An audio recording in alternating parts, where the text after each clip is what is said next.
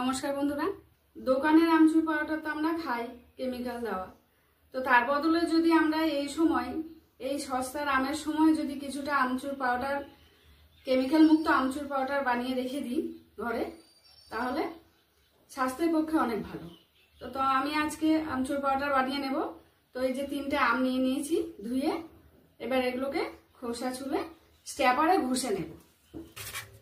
এই আমগুলো যদি এইভাবে স্ট্যাপারে কুড়িয়ে দেওয়া যায় তাহলে কড়া রোদে একদিনই শুকিয়ে যাবে। অনেকে মোটা মোটা করে দেয়, কিন্তু মোটা মোটা করে শুকোতে দিলে অনেকদিন টাইম লাগবে। আর এইভাবে স্ট্যাপারে কুড়িয়ে দিলে কড়া রোদ হলে একদিনেই শুকিয়ে যাবে। আমগুলো স্ট্যাপারে কোরানো হয়ে গেছে।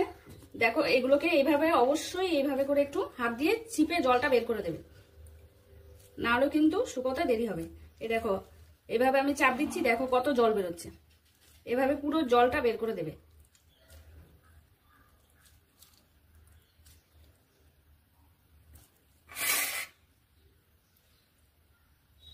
দেখো কত জল বেরোলো।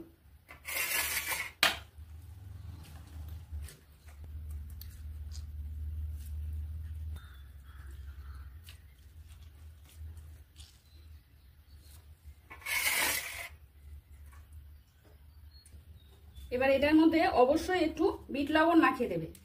বিট লবণ মাখিয়ে দিলে এর স্বাদটাও ভালো হবে আর রংটাও ভালো হবে।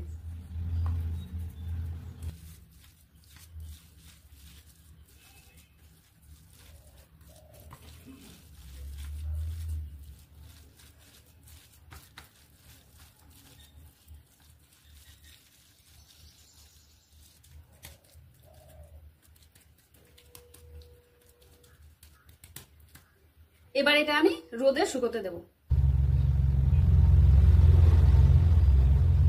এই দেখো বন্ধুরা, আমি আমচুর পাউডার বানানোর জন্য যে আমগুলো ঘষে রোদ্রে শুকোতে দিয়েছিলাম, সেই আমগুলো এইভাবে শুকিয়ে গেছে।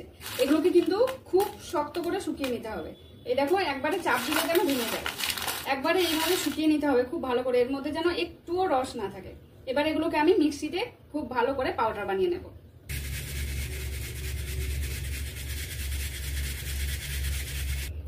এই যে বাড়িতে তৈরি কেমিক্যাল মুক্ত আমচুর পাউডার।